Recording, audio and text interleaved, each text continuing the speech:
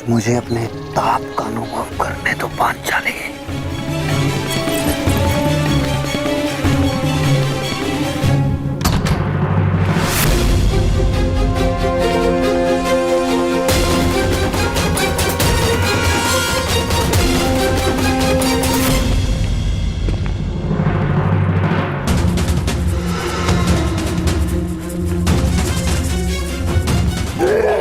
छोड़ेंगे नहीं। यही तो मेरी इच्छा है कि वो मुझ पर प्रहार करें और उनका यज्ञ भंग हो जाए।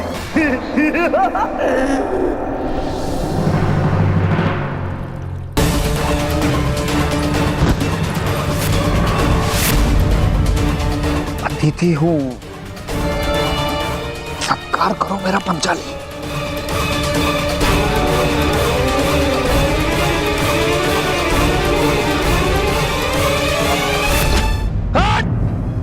हो गया यज्ञ भंग। आ गए कुंती के पुत्र तुम्हें बचाने।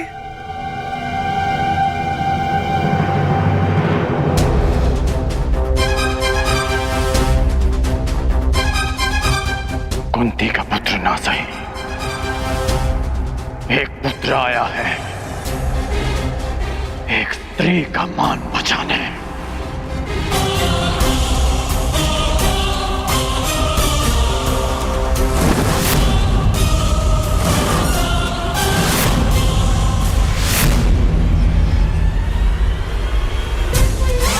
तुमने फिर से एक अतिथि की मर्यादा भंग की शिशुपाल। जब भी कोई शिशुपाल किसी स्त्री का मान भंग करेगा, ये कर्ण उसके मार्ग में बाधा बनेगा।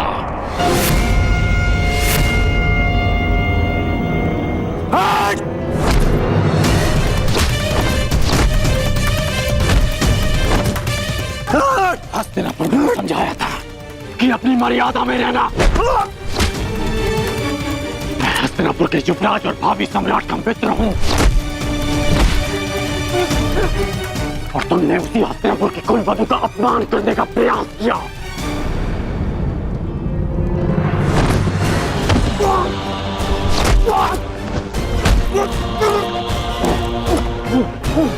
पांडव बंधन में हो सकते हैं, परंतु कर्ण इस समय किसी बंधन में नहीं।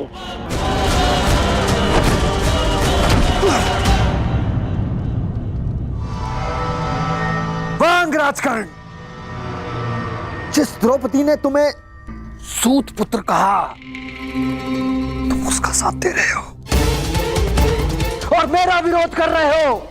इसलिए क्रोधित हो क्योंकि उसने तुम्हें नहीं स्वीकारा। मैं आज भी कहता हूं, कुछ नहीं बिगड़ा अंगराज। अरे जिसके 5-5 हैं, हम और तुम मिलकर अगर साथ भी हो जाएंगे तो क्या अंतर पड़ता है?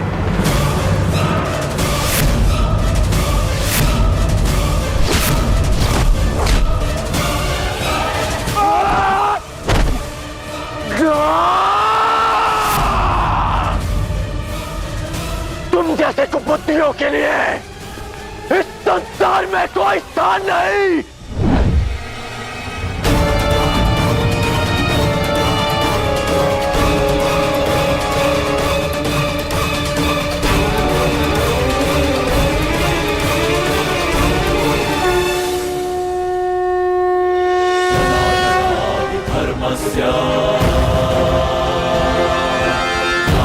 भवति भारत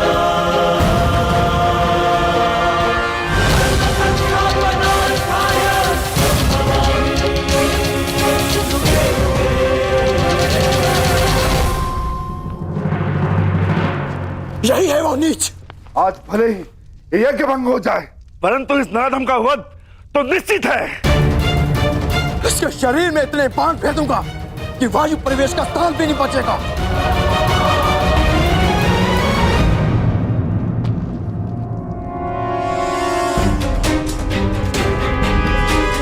मेरे होने वाले सम्राट, ऐसा प्रतीत होता है कि हमारा प्रयोजन पूर्ण हो गया है। रुक जाओ अंगराज, शांत हो जाओ।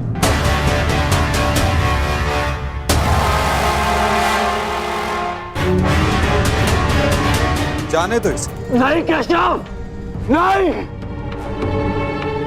हम सब किसी प्रयोजन से जन्म लेते हैं और किसी ना किसी प्रयोजन के अंतर्गत मृत्यु भी होती है। और इस समय शिशुपाल के जन्म का प्रयोजन सिद्ध नहीं हुआ है अंगराज, ना ही उसके मृत्यु का।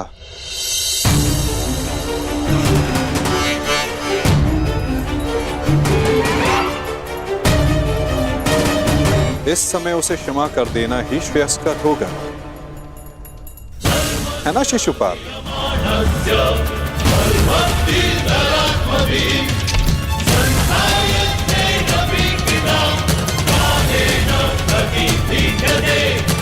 इसने हमारे सारे प्रयत्नों पर पानी फेर दिया। तुमने इसे अपना मित्र चुना है या नियति ने पांडवों का?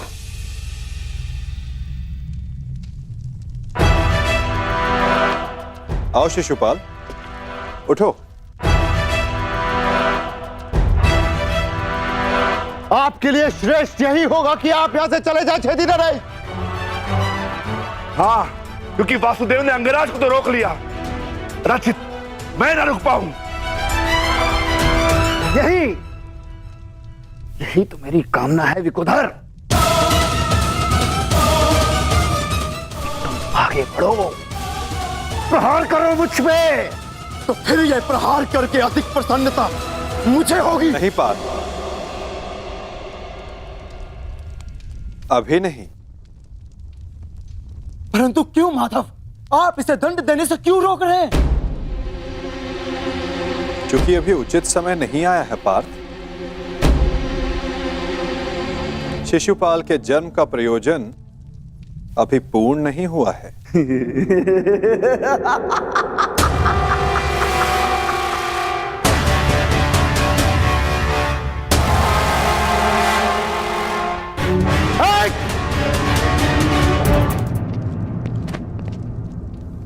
आओ युधिष्ठिर, यज्ञ प्रारंभ करते हैं।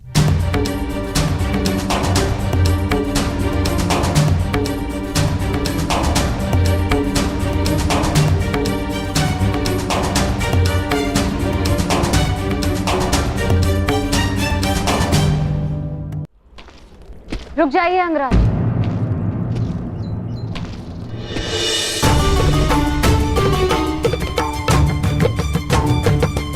एक प्रश्न है मन में। जिसका सम्मान न लिया, उसके मान के लिए द्वंद्व क्यों किया?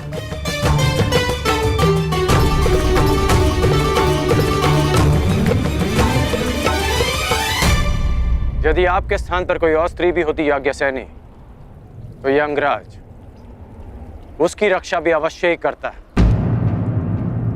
क्योंकि जिसने मुझे जन्म दिया वो भी एक नारी है और हर नारी सदा सम्मान का पात्र होती है।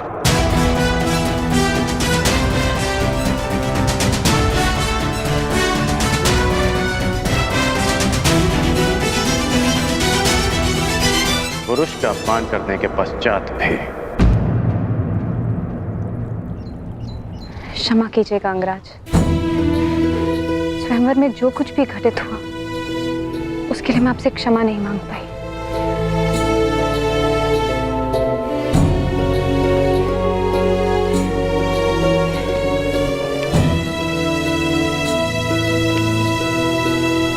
क्षमा उस कर्म के लिए मांगनी चाहिए देवी जिसके परिणाम से खेद हो। क्या सत्य में आपको उस कर्म के परिणाम का पछतावा है? आपको लगता है मुझे खेद नहीं है? नहीं है, आपको खेद नहीं है। खेद और पछतावा दृष्टि में दिख जाते हैं और आपकी दृष्टि में समझता हूं।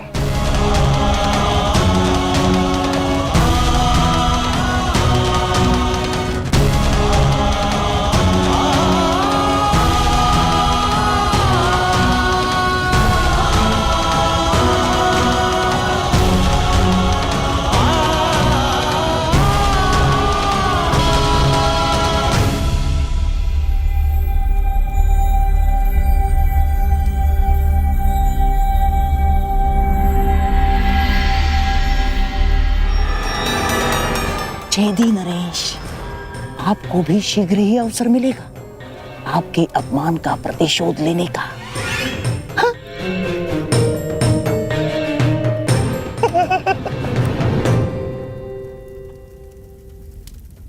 अब सारे अतिथि राजा अपनी अपनी भेंट होने वाले सम्राट को प्रस्तुत करें।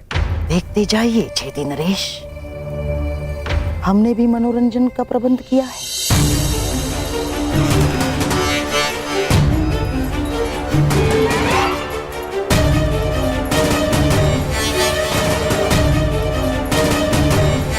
धृतराष्ट्र पुत्र दुर्योधन की ओर से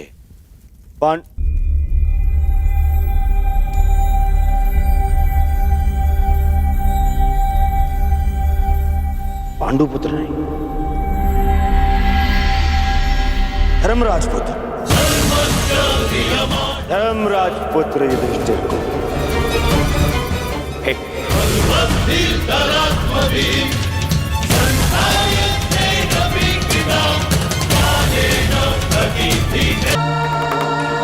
धृतराष्ट्र पुत्र दुर्योधन की ओर से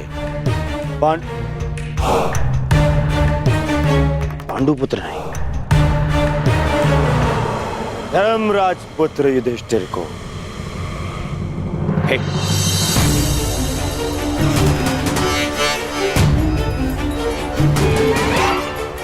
धृतराष्ट्र पुत्र दुर्योधन की ओर से पवन पुत्र भीम को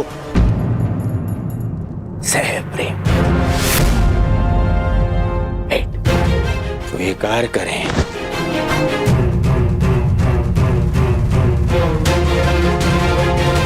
धनुर्धारी अर्जुन, इंद्र के पुत्र,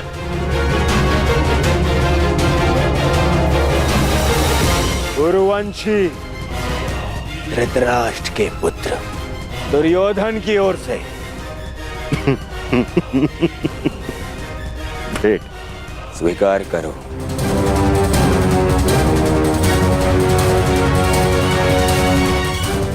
अश्विनी कुमार के पुत्रों को धृतराष्ट्र पुत्र दुर्योधन की ओर से भेंट।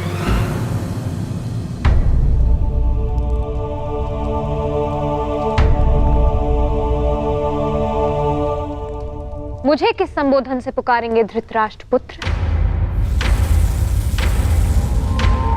अब 5 पतियों की एक पत्नी को मैं क्या कह के पुकारूं?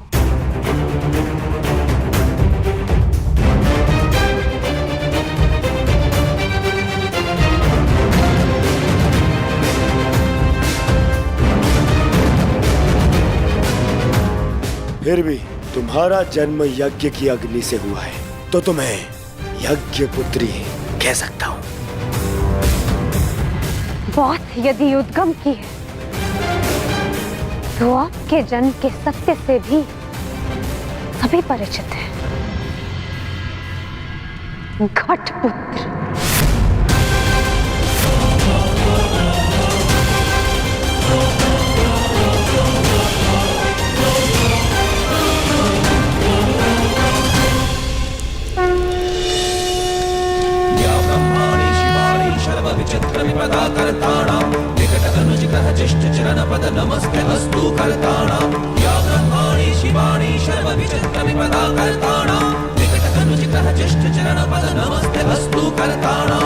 अब राजसूय यज्ञ संपन्न हुआ।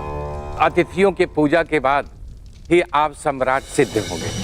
मैं अग्र पूजा के लिए उन्हें आमंत्रित करना चाहता हूं जो आर्य व्रत के सर्वश्रेष्ठ पुरुष हैं, जिनके कारण ये यज्ञ संपन्न हुआ है, और वो हैं वासुदेव कृष्ण।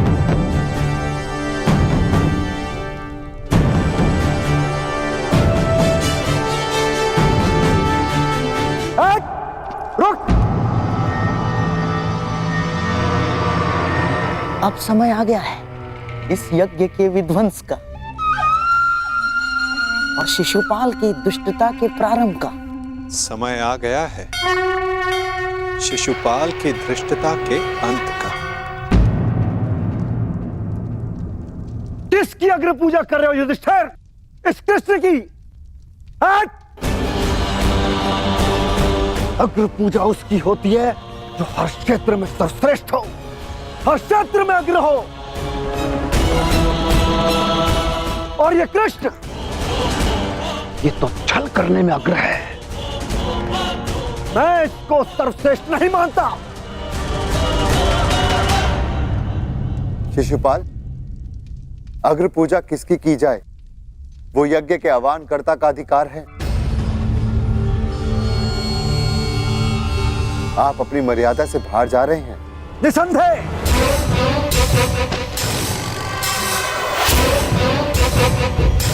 मर्यादा की बात मत करना युधिष्ठिर, क्योंकि मुझ में मर्यादा होने का दम्भ है, तो मुझ में नहीं हो सकता युधिष्ठिर। और दम्भ हो भी तो किस बात का? 5 पिताओं के पुत्र को कुल का दम्भ हो भी नहीं सकता। सावधान शिशुपाल। चिल्ला मत भीम।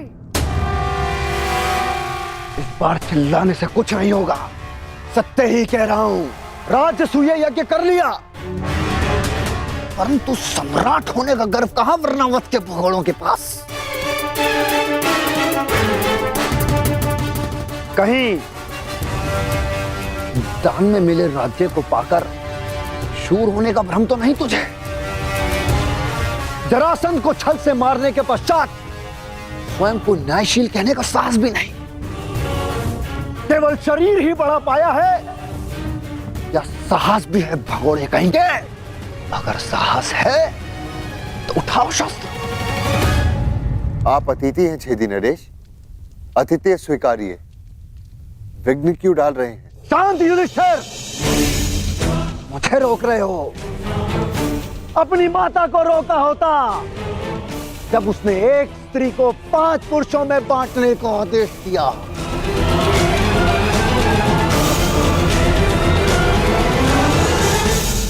स्त्रियों का सम्मान करना सीखो शिशुपाल। ये मत भूलो कि तुम भी एक नारी की कोख से जन्मे हो। ये देखो, श्री कृष्ण वासुदेव बोले, तार का सबसे बड़ा पाखंडी, छली, कामी मुझे सिखाएगा कि किसका अपमान किया जाए, किसका सम्मान।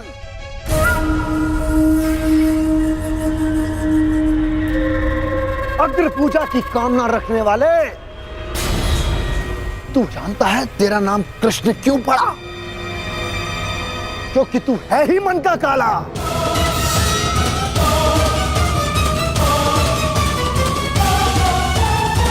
तेरे माता पिता ने तुझे जन्म देते ही इसलिए त्याग कर मथुरा से गोकुल पहुंचाया, क्योंकि तेरे पांव देखते ही भाप गए थे कि तू कुलनाशक सिद्ध होगा।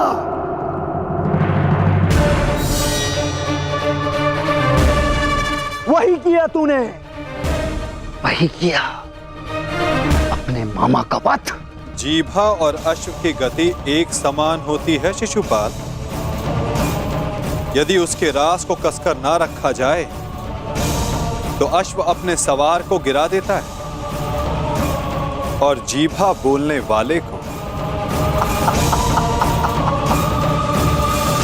श्री कृष्ण वासुदेव की बड़ी बड़ी बातें, अरे जो सत्य है उसको कहने में जिह्वा को लाज कैसी? बचपन से धूर्त रहा है तू।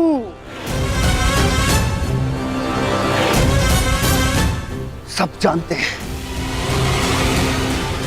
माखन स्वयं चुराता और आरोप अपने मित्रों पर लगा देता। धूर्त मुझे कहता है कि जीवा पर रास कसूं। तूने जो वृंदावन में रास रचा है वो संसार जानता है। कामी है तू, कामी।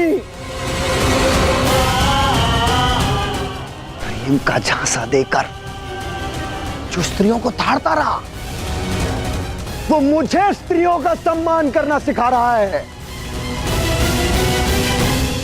क्या क्या नहीं किया तूने? स्नान करती स्त्रियों के वस्त्र तूने चुराए। अरे गोकुल की विवाहित महिलाओं को मोहित करके उनका चरित्र पतन तूने किया।